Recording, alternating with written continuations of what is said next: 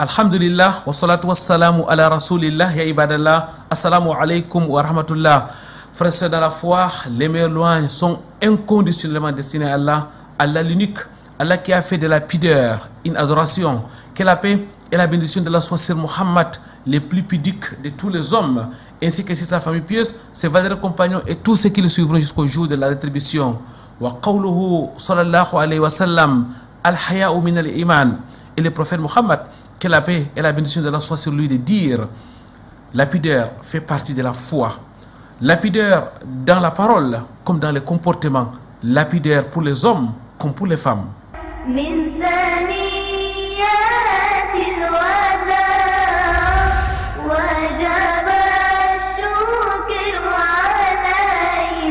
Très chers téléspectateurs, mesdames, mesdemoiselles, messieurs, bienvenue sur ce plateau de votre émission Vitrine de l'Islam, Femmes et pudeur. Ça sera l'objet de l'entretien de votre rendez-vous islamique sur Canal D International. Au-delà de l'entretien, Vitrine de l'Islam, c'est aussi au cœur de la société et la salve du Saint Al-Qur'an al-Karim. Pour commencer donc, quoi de meilleur d'écouter, mais surtout de méditer la parole d'Allah, exalté soit-il.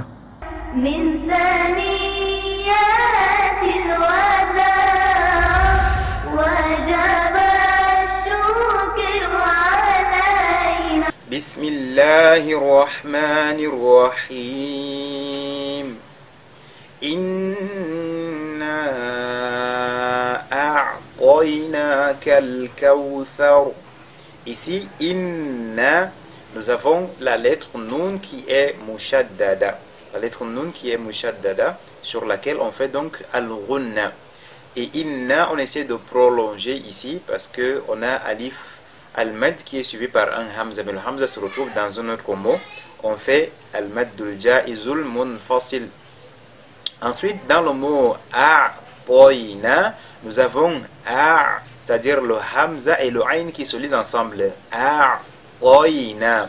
Et en lisant ici, il faudra éviter de faire bouger, n'est-ce pas, lettre ayn. Si vous faites a'toina, inna a'toina, ce sera pas correct, mais a'toina, a'toina, le to, n'est-ce pas, il doit être lu avec at-tafkhim en même temps que le ya, toi, n'est-ce pas, toinaka. Inna a'toinaka al-kawthar. Ici, à al-kawthar, nous avons la lettre ra, n'est-ce pas, qui se retrouve à la fin ici. Comme on s'arrête, elle sera sakina. Et si elle est supposée être sakina, on regarde donc la lettre qui vient avant, c'est-à-dire l'accent, la voyelle qui est venue avant ici, qui est al-fatha. Ça veut dire que ce ra est donc lu avec at-tafkhim. Al-kawthar, n'est-ce pas, thar, ne sera pas thar, mais thar. Inna a'tainaka al-kawthar. Fasalli li rabbika wanhar. Ici, fassa, la lettre sod, n'est-ce pas, qui est avec at-tafkhim, avec agrandissement. Fasalli li rabbika. Et nous avons deux lames qui se suivent. Il ne faudrait pas lire fasalli li rabbika, mais fasalli li rabbika, simplement. Fasalli li rabbika wanhar. Et li rabbika, nous avons le ra qui porte la fatha qui est avec at-tafkhim. Et wanhar, ce sera la même chose que al-kawthar. Le ra sur lequel on s'arrête est précédé par al-fatha, il est donc avec at-tafkhim. Fasalli li rabbika wanhar. Et dans le mot wanhar, il y a un nun sakinatu, wan, n'est-ce pas, qui est suivi par la lettre ha. Un nun sakinatu suivi par la lettre ha. On fait ici al-izhar. Fasalli li rabbika wanhar. Inna shani'aka huwal abtar. Inna, on fait al-ghunna sur la lettre nun mushaddada. Inna shani'aka. Shani'aka, ce n'est pas shani'aka. Inna shani'aka. Inna shani'aka, c'est la lettre hamza ici, n'est-ce pas, qui porte al-fatha, ce n'est pas le ya.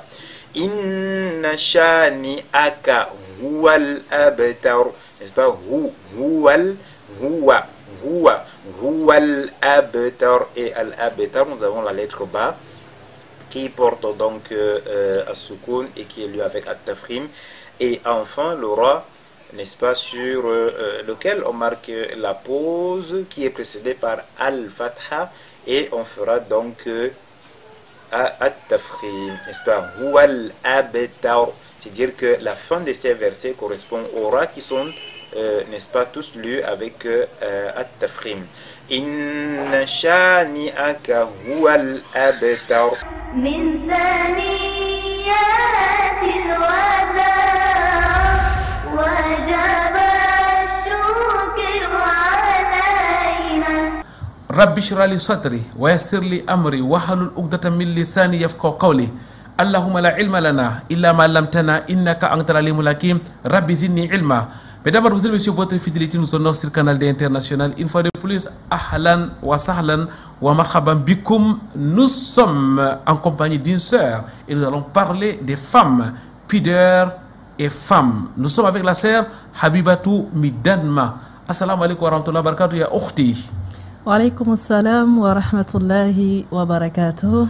Merci d'avoir accepté notre invitation. La sœur Habibatou Midanma, vous êtes doctorante en droit public à l'université de Yaoundé 2. Vous êtes membre de la CAMSU, naturellement, la Cameroun Muslim Student Union.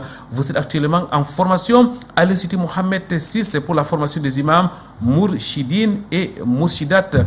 Vous êtes en vacances au Cameroun et vous avez accepté d'être là avec nous pour parler donc de ce thème ô combien important, qu'Allah exalté soit-il vous récompense.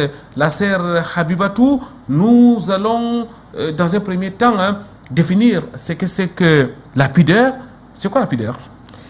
Bismillah, alhamdulillah, wa sallallahu ala nabi al-karim. Alhamdulillah, tout le plaisir est pour moi de me retrouver sur ce plateau avec le grand frère Mamadou Koiranga et l'émission Vitrine de l'Islam qui est au cœur de la société. Pour parler de la pudeur renvoie à ce comportement de retenue, de discrétion qui empêche son auteur de dire ou de faire certaines choses sans embarras. Prononcer certaines paroles ou afficher certains comportements sans se sentir gêné, c'est un manque de pudeur. Mais quant à ressentir, avoir une retenue sur certains comportements, c'est avoir de la pudeur, simplement. C'est comme si c'était le fait d'avoir honte, en quelque sorte. Bon, la pudeur n'est pas forcément la honte. La honte aujourd'hui est perçue au sens péjoratif. Mais lorsqu'on parle de la pudeur, c'est vraiment une qualité. La honte, elle peut avoir un aspect positif et un aspect négatif. Oui. Pour ça qu'on fait souvent une précision ou alors une différence entre al-haya ou al-khajal. Al-khajal, c'est de la timidité, être quinaud, même quand il faut dire quelque chose, lorsque c'est nécessaire, la personne se retient pour qu'on ne dise pas que c'est lui qui a dit ça, c'est pas bon. Mais la pudeur, c'est-à-dire, même quand il faut parler avec pudeur et intervenir lorsque c'est nécessaire. Mais la timidité, c'est pas vraiment une qualité. Alors, lorsqu'on parle de la pudeur, on fait allusion à l'islam naturellement et tout ce qui est islamique doit avoir une source ou alors des sources, le Coran al-Karim et la sunna du prophète Mohammed sallallahu alayhi wa sallam. Alors, que disent nos sources par rapport à al-haya, la pudeur? C'est un fondement en islam que d'avoir une source du Coran et de la sunna. Allah subhanahu wa ta'ala, dans le Coran, concernant la pudeur dans l'habillement, il dit بعد أعوذ بالله من الشيطان الرجيم يا بني آدم قد أنزلنا عليكم لباسا يواري سوآتكم وريشا ولباس التقوى ذلك خير. Ce verset dans la sourate Al-A'raf est une preuve que la pudeur est recommandée par Allah le Très-Haut. Et dans la sunna, le prophète sallallahu alayhi wa sallam a eu à dire dans un hadith sahih rapporté par Muslim, il dit sallallahu alayhi wa sallam: الإيمان بضع وسبعون شعبة أعلاها قول لا إله إلا الله وأدناها إماطة الأذى عن الطريق والحياء شعبة من الإيمان. La pudeur fait donc partie intégrante de la foi. Plus, n'est-ce pas, la foi de quelqu'un, plus une personne est ancrée dans la foi, plus elle est pudique. Donc, la pudeur reflète la foi et le degré de pudeur, on va dire, reflète le degré de foi d'une personne. Alors, la sœur Habibatou, pour peut-être davantage comprendre ce que c'est que la pudeur, est-ce qu'on peut rentrer à l'époque du prophète Mohammed sallallahu alayhi wa sallam pour interroger la pudeur à ces moments-là? Comment est-ce que les compagnons du prophète Mohammed sallallahu alayhi wa sallam vivaient la pudeur? Non, le messager d'Allah sallallahu alayhi wa sallam lui-même était un exemple de pudeur. Allah subhanahu wa ta'ala a dit dans Surat al-Ahzab, lorsqu'il a interpellé les compagnons du prophète sur le fait d'entrer chez lui lorsqu'ils sont invités à manger, il dit subhanahu wa ta'ala inna dhalika kana yu'dhi an-nabiyya fayastahi minkum wallahu la yastahi min al-haqq. Ça c'est une preuve que sallallahu alayhi wa sallam était très pudique. Et on rapporte même avant la prophétie, c'était un homme qui, lorsqu'il s'adressait aux gens, ne regardait pas les aînés dans les yeux, avait toujours un comportement de retenue, un comportement pudique.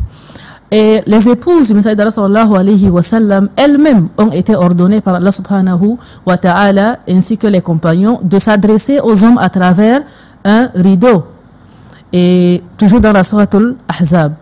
Il y a une dame à l'époque, lorsque le verset du voile a été révélé, disant Ya ayyuhan nabiyyu qul li azwajika wa banatika wa nisa'il mu'minin, jusqu'à la fin du verset, elle dit, elle ne bouge pas de cet endroit tant qu'on ne lui apporte pas un voile. Tout cela est un signe de pudeur, n'est-ce pas, à l'époque du messager sallallahu alayhi wa sallam.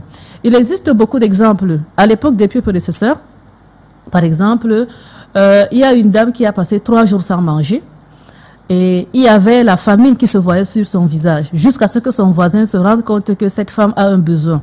Et lorsqu'elle a été questionnée, pourquoi est-ce que tu n'as pas demandé qu'on t'apporte à manger, elle dit, elle a eu honte de se plaindre chez autre qu'Allah subhanahu wa ta'ala. Et pour terminer, les compagnons du prophète sallallahu alayhi wa sallam, pour y retourner plutôt, Allah a fait leur éloge dans le Coran à travers leur pudeur. C'est-à-dire, même dans la pauvreté, l'être humain doit toujours garder sa dignité parce que la pudeur préserve la dignité de l'être humain. Allah dit dans le Saint-Coran concernant les compagnons du sallallahu alayhi wa sallam, il dit La yas'aluna nasa ilhafa. Ils ne demandent pas. Et les riches pensent qu'ils sont riches. يحسبهم الجاهل أغنياء من التعفف تعرفهم بسيماهم لا يسألون الناس إلحافا. Ils ne demandent pas, on voit des personnes aujourd'hui, petit souci, non, donne-moi sinon. L'être humain doit préserver sa dignité, ça fait partie de la pudeur et un être pudique aux yeux d'Allah, aux yeux des gens et envers sa propre personne, c'est ça la vraie pudeur. À vous écouter, la pudeur a été instituée par Allah exalté soit-il, par le prophète Mohammed sallallahu alayhi wa sallam, mais cette pudeur a aussi été vécue par les compagnons, par les sahabiyat, mais aussi par nos producteurs pieux, c'est ça? Naam. Jazakillahu khayran, barakallahu fik. La pudeur, c'est aussi une affaire des femmes. Vous l'avez dit, les femmes du prophète Mohammed sallallahu alayhi wa sallam étaient pudiques, et même après elles, celles qui ont suivi. Qu'est-ce qui fait de la particularité de la pudeur dans les milieux féminins, Habiba? Naam, alhamdulillah. La pudeur dans le milieu féminin. Étant une femme, c'est quelque chose, une question un peu qui demande beaucoup de réflexion. Mais on va dire, comme les savants ont dit, Zinatul mar'a haya'uha. La beauté de la femme, c'est sa pudeur. La pudeur est un signe, une preuve de bonne éducation et de beauté intérieure de la femme. Et la pudeur constitue également à la fois une protection et une prévention pour la femme. Parce qu'une femme qui est pudique, même les loups, on va dire comme ça, entre guillemets, même les loups de la société, s'attaquent difficilement à une femme qui est pudique. Mais lorsqu'une femme est ouverte, elle est vulgaire. Est vulgaire, on va dire, merci beaucoup. Elle est vulgaire, elle est accessible, facilement accessible. Elle donne de l'ouverture au loup et il peut facilement l'attaquer par plusieurs les maladies qu'on peut imaginer, les maladies du cœur dans le cas de mixité et tout ce qui va avec. Donc c'est vraiment le contraire de la pudeur est très dangereux pour la femme et c'est la pudeur qui protège la femme. Alors, c'est la pudeur qui fait la beauté de la femme. Alors, qu'est-ce qu'on doit comprendre par pudeur d'une manière, dans la réalité, c'est quoi quand on dit une femme qui est pudique, elle est comment? Bien, pour répéter le savant Ibn al-Qayyim al-Jawziyya, rahimahullah, il dit la pudeur empêche son auteur de faire certaines choses et le pousse à faire d'autres choses. Ça veut dire qu'une femme pudique, s'il faut faire le syllogisme, une femme pudique, c'est simplement une femme qui ne se permet pas de faire certaines choses en public. Parce qu'il y a des droits qui sont privés, il y a des droits qui sont en public. Donc, vraiment, en public, la femme doit être réservée autant que possible. Limiter même les sorties. Comme Allah l'a dit, وَقَرْنَ فِي بُيُوتِكُنَّ.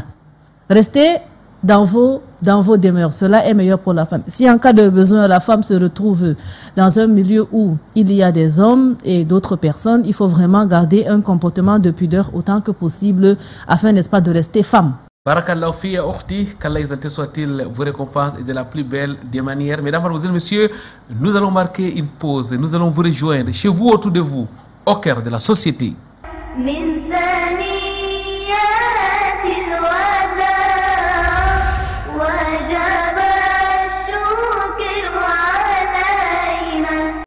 Docteur Aminou Adam, diplômé de l'université de Médine en faculté du Coran, a bravé les pluies pour entretenir les enseignants du Coran. Tenu ce dimanche 27 juillet 2025 à la mosquée Raouda de Douala, cette assise s'inscrit dans le cadre de la caravane du Coran 2025. تناولنا هذه الأشياء التي تأتي. أولا تناولنا فضل تعليم القرآن وتعليم العلم الشرعي، ثم تناولنا ما هي صفات المدرس الذي يجب على المدرس أن يتسم بها، ثم بعد ذلك تناولنا ما هي الطريقة. Des éducateurs issus de plusieurs écoles coraniques ont été édifiés pendant plus de 2 heures d'horloge. Des techniques propres aux réalités locales ont été développées afin de mieux outiller les participants. Éclairer sur les différents niveaux de mémorisation du Noble Coran. Nous avons dit à la mémorisation diraya, riwaya et riaya. Et le plus haut niveau consiste à comprendre le sens du verset et à mettre en application que les apprenants doivent également voir le Coran en la personne de l'enseignant qui est placé devant eux. Dans la formation de chaque enseignant, à un moment donné, il faut poser un arrêt pour pouvoir se recycler afin de revoir dans la méthodologie de la transmission de nos connaissances afin de pouvoir rehausser de temps à autre les compétences des apprenants. Créée par l'Association culturelle islamique du Cameroun, la commission régionale chargée d'organiser les compétitions du Coran du littoral a effectué un travail de fond. Les participants ont été choisis suivant les critères bien définis. Nous avions déjà notre répertoire des écoles ainsi que les encadrés des enseignants. Donc c'est déjà la voie qui nous permet d'être en contact avec les enseignants et les élèves. Et à chaque fois s'il y a l'événement, on passe l'information ainsi que par nos différents canaux, que ce soit par nos groupes WhatsApp ou Facebook. La caravane du Coran 2025 dans le département du Vouri intervient après celle de la Sanaga maritime et du Mungo.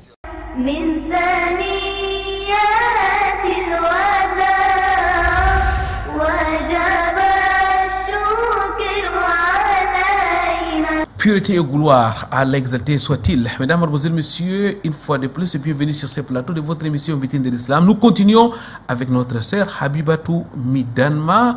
Nous l'avons dit, elle est doctorante à l'université de Yaoundé 2, elle fait droit public, mais elle est aussi, faut-il le souligner, en formation à l'Institut Mohamed VI pour la formation des imams, Mourchidine et Mourchidat. Quand on dit Mourchidine et Mourchidat, on fait allusion à quoi, la sœur Habibatou? Naam ya akhi Karim. Mourchidine, Mourchidat, c'est le pluriel de Mourchid et Mourchida, dérivé du Irshad. Le Irshad, c'est simplement l'orientation, la guider vers Al-Huda. C'est-à-dire le fait d'orienter, le fait d'aider, le fait d'assister les gens, les fidèles, à accomplir certains actes, répondre à certaines questions et surtout prêcher par le bon exemple. Ça veut dire que c'est juste une école qui forme les prédicateurs, les prédicatrices, en d'autres termes. Exactement, une école qui forme les imams, prédicateurs et prédicatrices. Alors la sœur Habiba, est-ce qu'on peut parler de plusieurs formes de pudeur? Non, ya akhi Karim. Il existe plusieurs formes de pudeur que nous retrouvons dans les livres de science. On énumère 3. On dit il y a la pudeur envers Allah.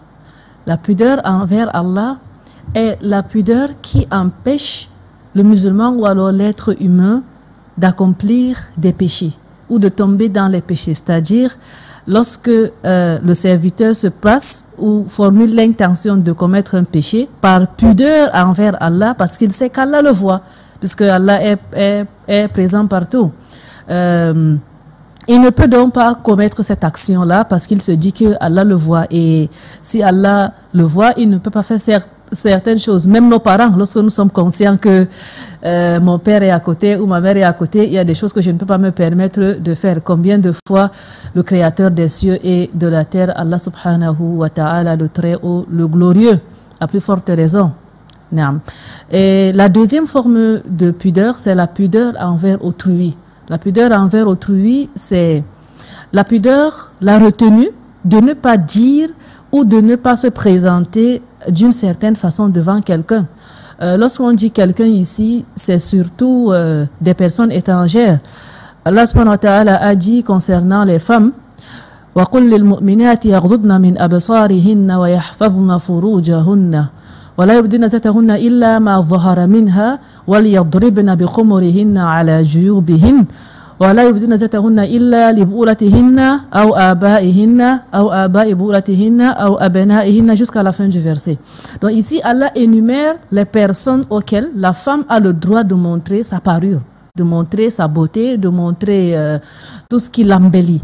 Mais en dehors de ces personnes qui ont été citées, ce qu'on appelle al-istithna, juste l'exception, en dehors de ces personnes-là, la femme doit se présenter devant certaines personnes, devant d'autres personnes, le reste de manière très pudique, c'est-à-dire voilée autant que possible, cachée autant que possible, pour ne pas, n'est-ce pas, apparaître vulgaire, et surtout, sachant que la femme est une provocation. Il faut aussi éviter de se mettre dans certaines circonstances, il ne faut pas être provocatrice. Et il ne faut pas... La femme, c'est une provocation, c'est-à-dire c'est une tentation, c'est ça? Oui, évidemment, une tentation, oui. Donc, il faut éviter d'être provocatrice, en tout cas, pour les femmes, c'est mieux. Vous avez parlé de 3 types de pudeur, la pudeur envers Allah, la pudeur envers autrui, et la troisième? Et la pudeur envers soi-même.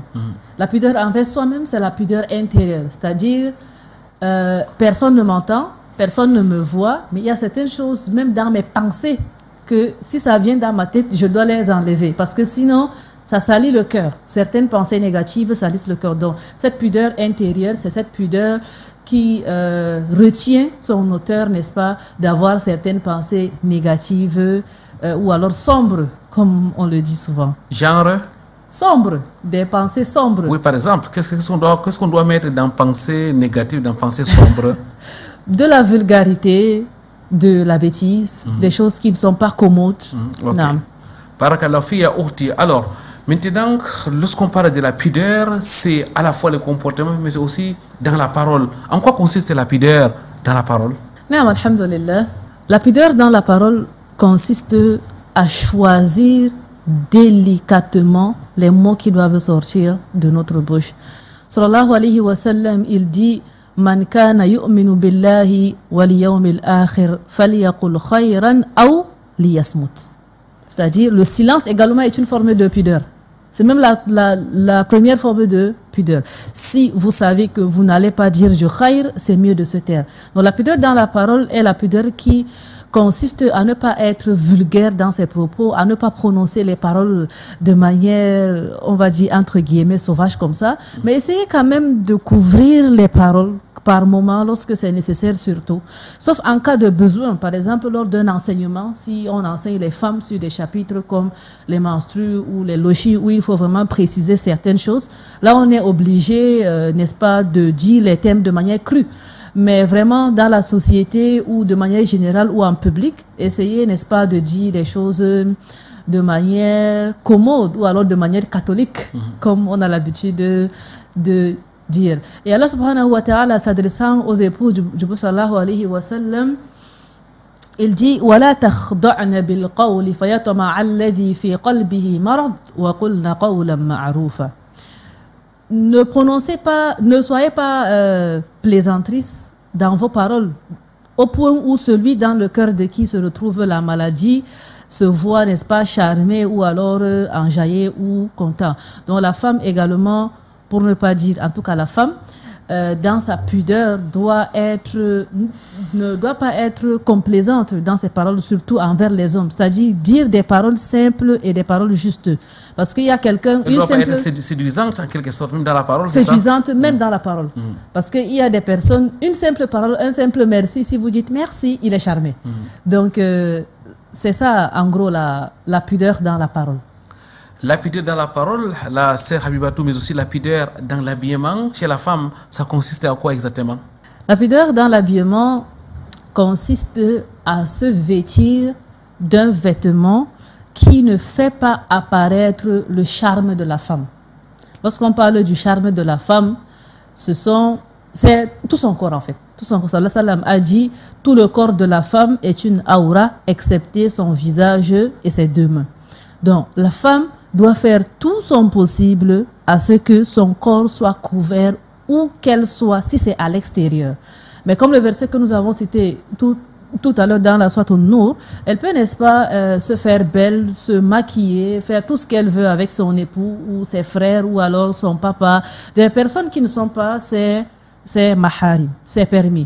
Mais à l'extérieur, n'est-ce pas, la pudeur de la femme dans l'habillement consiste à se vêtir d'un vêtement avec cette condition du voile, ce qu'on appelle le voile. Le voile, c'est pas un vêtement défini comme ça, que c'est ça qui est le voile, non. Dès qu'un vêtement remplit les conditions du voile, c'est-à-dire un vêtement qui est ample, qui n'est pas à la mode, un vêtement qui ne sert pas, c'est ça, ample, qui ne fait pas présenter les parties du corps, qui n'est pas transparent. C'est ça les conditions du voile. Une fois que ces conditions sont remplies, peu importe le vêtement que la femme porte, c'est accepté comme étant le voile et c'est de la pudeur pour elle. Quand vous dites que ces vêtements doivent couvrir tout le corps, vous parlez de quelle partie du corps? Tout le corps, y compris le visage, y compris les deux mains? Tout le corps, excepté le visage et les deux mains. C'est ce qui est venu dans le hadith de sallallahu alayhi wa sallam. Les savants aujourd'hui ont établi, dans certaines circonstances, certains savants ont dit que le niqab peut être recommandé et d'autres ont dit que le niqab est obligatoire. Surtout dans un cadre de mixité, pour permettre à la femme d'être discrète, c'est-à-dire qu'elle passe sans qu'on ne sache que c'est elle qui est passée et tout ce qui va avec, c'est mieux, il est préférable de porter le niqab. Mais lorsqu'on porte le voile, il faut tout le comportement qui va avec. Il ne faut pas seulement porter le voile sous le niqab, prononcer des paroles vulgaires et tout. Donc il faut que ce soit vraiment commode et que ça aille ensemble. La parole, la pudeur dans l'habillement, la pudeur dans l'habillement, la pudeur dans la parole, la pudeur dans la démarche aussi, c'est Habibatou? Oui, évidemment. La pudeur dans la démarche, oui. La pudeur dans la démarche, Allah subhanahu wa ta'ala dit وَلَا يَضْرِبْنَ بِخُمُرِهِنَّ لِيُعْلَمَ مَا يُخْفِينَ مِنْ زِينَتِهِنَّ. Que les femmes, dans leur démarche, ne doivent pas frapper leurs chevilles, leurs pieds, au point où on sache qu'elles portent des bijoux au niveau des chevilles. Donc, ça, c'est une preuve que la démarche de la femme doit également être une démarche pudique. Et dans l'histoire de Moussa, alayhi salam, Allah dit فَجَاءَتْ إِحْدَاهُمَا عَلَى استحياء قالت إِنَّ أَبَانَا يَدْعُوكَ لِيَجْزِيَكَ أَجْرَ مَا سَقَيْتَ لَنَا. Donc, la dame qu'on a mentionné dans cette sourate, qu'Allah subhanahu wa ta'ala a mentionné dans cette sourate, il précise, Allah dit, elle est venue avec une démarche de pudeur.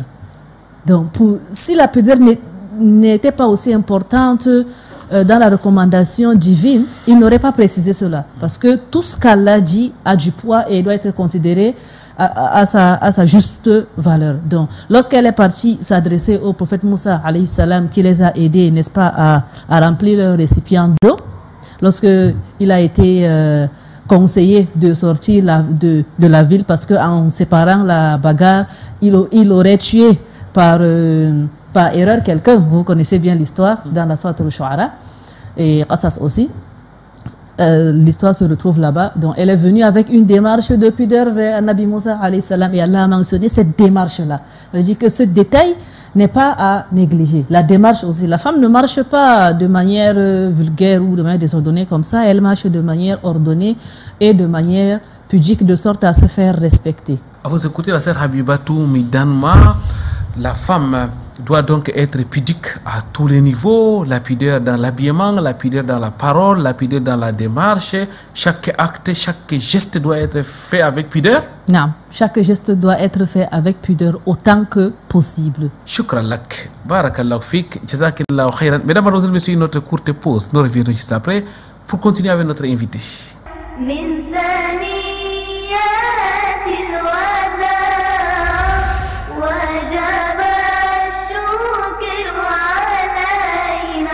أعوذ بالله من الشيطان الرجيم بسم الله الرحمن الرحيم تبارك الذي بيده الملك وهو على كل شيء قدير.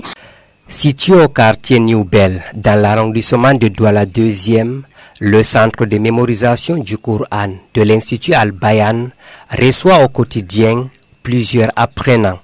Nos jours de mémorisation sont les week-ends, les samedis et dimanches de 16h à 18h. Mais pendant les congés et les vacances, la mémorisation c'est tous les jours, excepté les jeudis et vendredis. Et ici, on essaye d'être à l'auteur de tout le monde. Donc l'inscription dans l'institut, c'est à l'auteur de tout le monde. Nous visons la couche la plus faible. Créé depuis plus de 10 ans, ce centre de mémorisation a formé de nombreux jeunes. Les premiers élèves de cet institut contribuent déjà dans l'encadrement de nouveaux venus.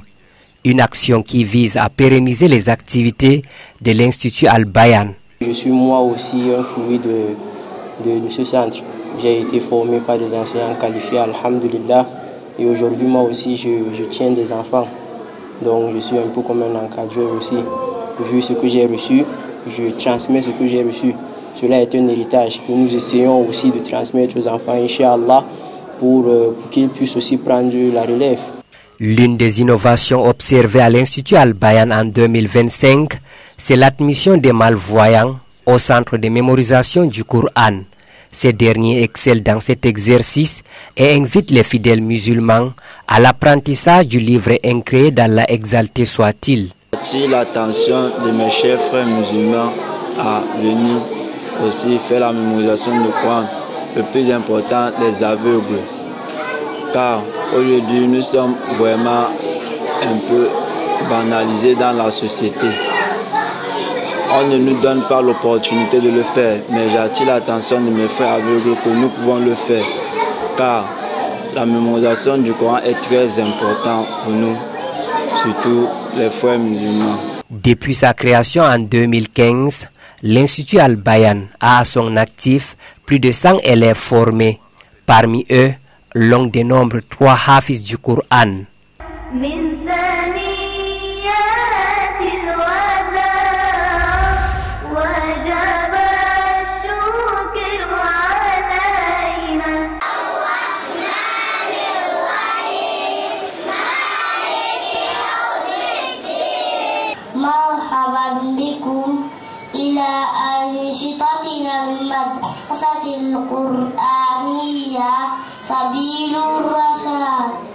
Des petits et tout petits en pleine prestation, ils démontrent fièrement ce qu'ils ont appris au cours des 9 derniers mois. Ils ont appris le Coran, mais aussi les bons comportements. Ils ont appris à parler le français, l'arabe et l'anglais. Ils sont tous élèves à l'école coranique Sabilur Rachad de Douala.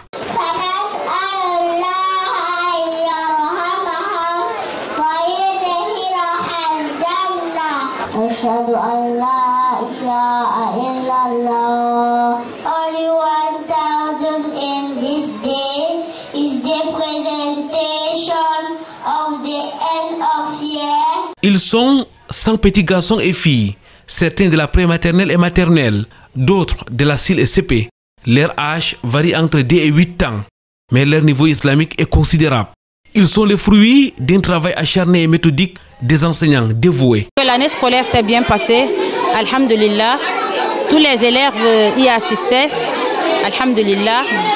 Et la plupart d'entre eux ont présenté un travail vraiment satisfaisant. وعلموا القرآن الكريم والأحاديث النبوية والسيرة والقراءة والحمد لله رب العالمين يعني انتهينا السنة الدراسية بالأمان والسلامة. We have all the subjects because we are using the curriculum of government. For example, we have a class 1 and class 2, mathematics, English, moral education. Sabilou Rachat est une école coranique moderne. Ici, la priorité est l'enseignement du Coran, mais le côté académique n'est pas du reste avec un suivi du programme du ministère de l'Éducation des bases. Une combinaison du spirituel et du temporel dès le bas âge qui fait sa particularité. Une idée originale de sa défunte fondatrice, Hawaou El Sani Kalalagré. Le Seigneur l'a rappelé, mais son œuvre continue sous la supervision de son mari. Sentiment double, de tristesse d'abord parce que celle qui a fondé, celle avec qui on a fondé, qui était directrice jusqu'à là, n'est plus avec nous. Alhamdulillah. Sentiment de joie aussi parce que l'équipe éducative, les parents et autres ont fait confiance à Sabilou Rachat. Nous venons d'assister à cette cérémonie. Nous avons vu ce que les enfants ont présenté, ce qui prouve à dessein que le travail était bien accompli tout le long de l'année. Nous exhortons ainsi à tous les parents, ainsi à toute la communauté musulmane de venir vraiment inscrire leurs enfants dans cette école Sabilou Rachat. En tant que parent d'élèves, je suis vraiment très satisfaite de ce qui s'est passé et bon, Inch'Allah, l'année prochaine, je vais encore inscrire mon enfant. Après cette cérémonie du 29 mai 2025 clôturant l'année scolaire 2024-2025, les regards sont fixés vers l'année prochaine et Sabilou Rachat déterminé à encore faire mieux dans l'encadrement islamique et académique des petits et tout petits.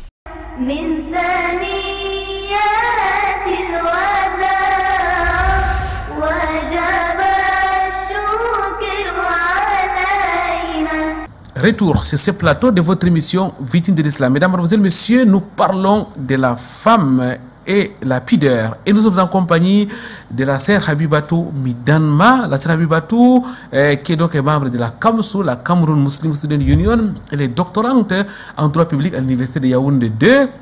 La sœur Habibatou est aussi étudiante en formation à l'Institut Mohammed VI pour la formation des imams, Mourchidine et Mourchidat. La sœur Habiba, depuis le début de cette émission, nous parlons avec vous de la pudeur. Nous sommes entrés dans le Coran al-Karim.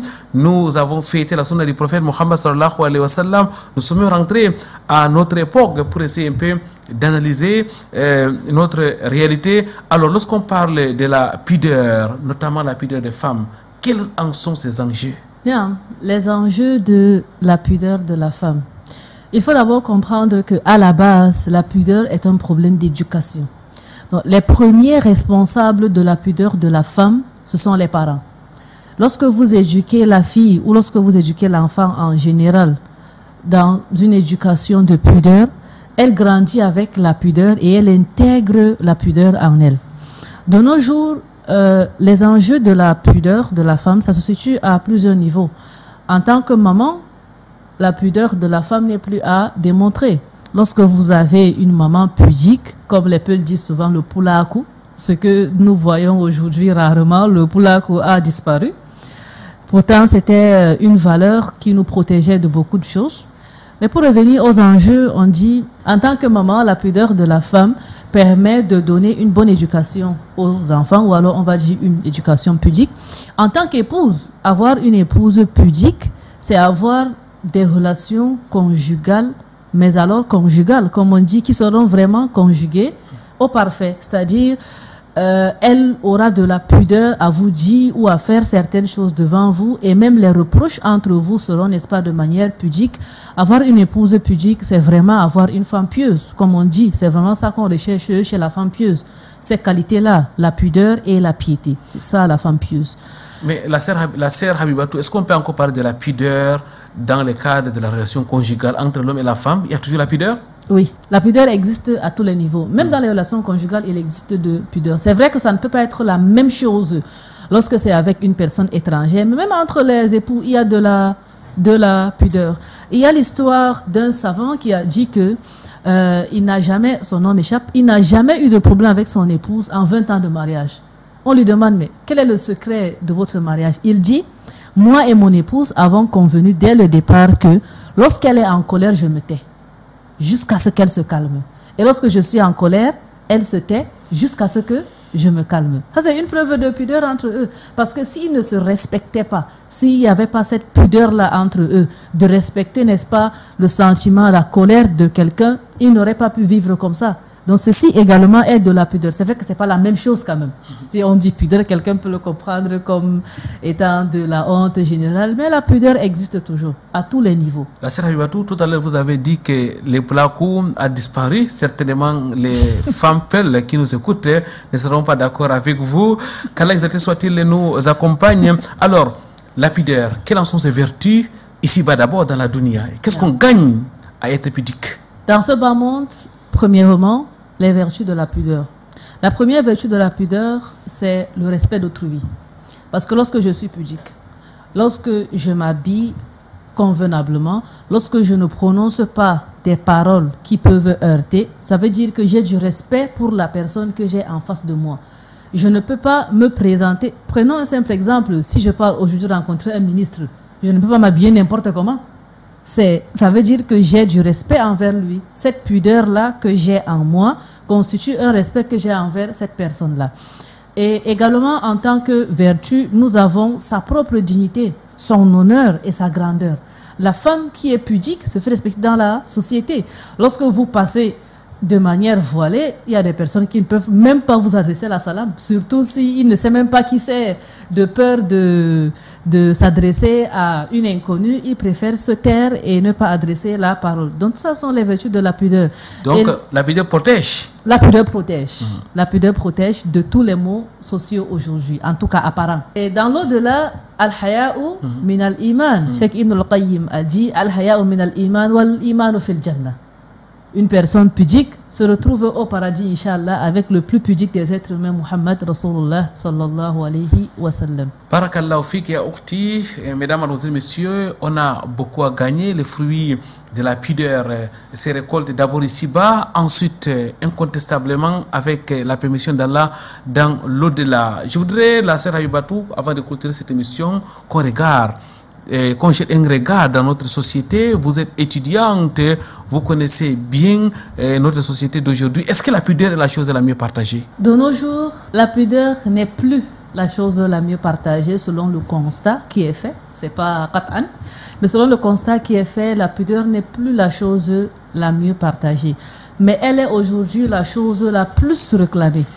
Parce que on se rend compte que sans pudeur, on ne parvient plus à préserver toutes les valeurs qui restent, telles que la dignité, telles que l'honneur, telles que l'honnêteté même. Parce que je ne peux pas mentir si je suis pudique. C'est de ça qu'on parlait de la pudeur envers soi-même. La pudeur envers soi-même, qui empêche son serviteur, son auteur, la pudeur envers soi-même, qui empêche son auteur de faire certaines choses. Lorsque je suis pudique envers moi-même, je ne peux pas mentir. Parce que le mensonge, c'est un sentiment qui... C'est un acte qui, après, s'arrange. Après, il faut réfléchir comment mentir et tout. Donc, cette société, aujourd'hui, la pudeur vraiment est devenue très rare. Au point où c'est la personne qui est pudique qui est considérée comme n'étant plus dans la norme. Et c'est la personne qui n'est pas pudique qui est considérée comme étant dans la norme. Lorsque vous refusez de dire ou de faire certaines choses, on dit « Kai, toi aussi, tu exagères. » Alors que la personne n'a même pas fait, n'a même pas encore atteint le niveau de pudeur nécessaire. On dit « Mais toi aussi, pourquoi est-ce que c'est un problème ?» Non, c'est un problème, évidemment. C'est un problème. Donc, il faut non seulement aider ceux qui veulent être pudiques à être pudiques, mais aussi il faut que tout le monde embrasse le comportement de pudeur autant qu'il peut, et nous prions qu'Allah nous aide dans ce sens, afin d'avoir une communauté digne de ce nom et une communauté harmonieuse. La pudeur n'est pas la chose la mieux partagée d'une manière générale, encore plus dans les milieux féminins, la sœur Habibatou. Dans le milieu féminin, nous constatons un fait déplorable. La majorité des femmes ne savent pas le niveau de aura qu'une autre femme doit avoir. Vous allez voir des femmes, lorsqu'elles se retrouvent entre elles, elles se voilent bien à l'extérieur, mais lorsqu'elles se retrouvent entre elles, elle commence à balancer les vêtements à tort et à travers. Non, c'est pas ce qui est enseigné en islam. Ce qui est enseigné en islam, il y a un degré de voile qui est recommandé lorsqu'il y a des hommes étrangers, un degré de voile qui est recommandé lorsque nous sommes entre femmes. Même entre femmes, la distance entre le nombril et le genou ne doit pas être vue par une autre femme. Donc, nous, ça c'est vraiment un constat que nous faisons entre les femmes. Lorsque nous sommes entre nous, nous exagérons un peu dans le fait de montrer, n'est-ce pas, son corps. Mais tout cela, ça ne constitue pas le respect envers l'autre.